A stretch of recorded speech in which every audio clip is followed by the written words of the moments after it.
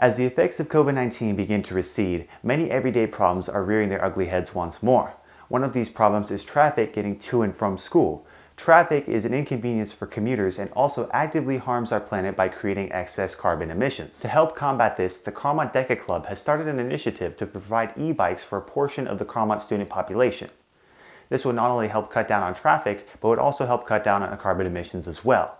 In this two-part mini-series, we'll be exploring the Deca Club's thought process, progress, and ways you can help them in their project. Now you may be wondering, why e-bikes? Well, there's a couple things that make e-bikes perfect for students. Number one is the accessibility. While many people may not know how to ride a scooter or drive a car, many people grew up learning how to ride a bike, and therefore it's very easy and intuitive for you to switch onto an e-bike. Another benefit is less fatigue. The e-bike is meant to help boost your ride and energy so you can go faster and farther in a shorter amount of time, being less sweaty, tired, or fatigued. This is great for getting to school where you do not want to be tired or sweaty showing up at the bell. In these Zoom meetings, the collective groups that are each working on different sections of the project come together and describe their progress in their certain area. This can be on the website design, the business side, acquiring of materials, and anything in between. Now that you have a little more context, we can shift more into the actual meeting from this week and what the progress is. Basically, me and Arthur have been working on it, and we had our rough draft, and we had it checked over by Tim, and he gave us a couple of good um, of his own thoughts, and we've kind of implemented it into there. Like we fixed the description a little bit, and also the parent and school surveys are pretty much identical, but we just kind of replaced the wording with your student and stuff, since we thought most of the questions were pretty transferable. And they are divided into sort of sections, but we didn't put the sections in because we thought having multiple pages might sort of discourage students from like going through the whole survey. Because I know when I'm like doing it, I might get a little lazy and not want to like click through 5 pages or something like that. But basically, there's some basic information and then stuff about their current transportation and commute time. And then later we go into barriers to biking and anything that might sort of persuade them towards switching toward an e-bike. So what we're doing is just sending out emails to people at CalBike and SF Bike, and they're just bike or e-bike organizations that work in San Francisco and stuff like that.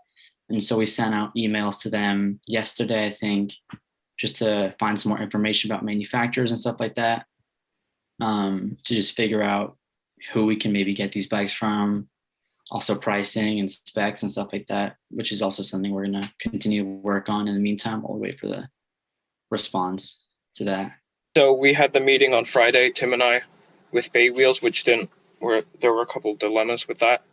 So yeah, we're basically just trying to find other businesses with e-bikes around California and San Francisco that can, start our progression. Niels, please, it was on Monday, but please say a little bit more about that meeting, your impression, what you think some of these obstacles are. Oh, well, so Tim and I met on, was it Monday? It was Monday, but that's not. Oh, sorry. So on Monday with Bay Wheels, and I forget her name, but it's Kathy. Katie, doesn't matter. Katie, yeah. So she was a representative of Bay Wheels for the e-bike near San Francisco and Santa Clara. And we discussed like if the possibility of us getting bikes for, us starting. And there were a couple like problems that we faced with getting it. Maybe I can add some more color to that as well. So it's a little bit expected that we run into a company like Lift Bay Wheels. They're a pretty big company. And they have a very big focus they haven't won yet, so they kind of have to figure out their own business model and things like that. So some of the things that she told us were like, well, any participant in our stuff has to be 18. Okay, so that would be a problem right there, right? And then she starts like, well, look up where we have bike racks. And then, there's a bike rack in San Jose or something else or San Francisco. Obviously, that would not work. And then we tried to explain, well, yeah, we know that this is not cookie cutter. We know that this is not exactly what you're doing right now.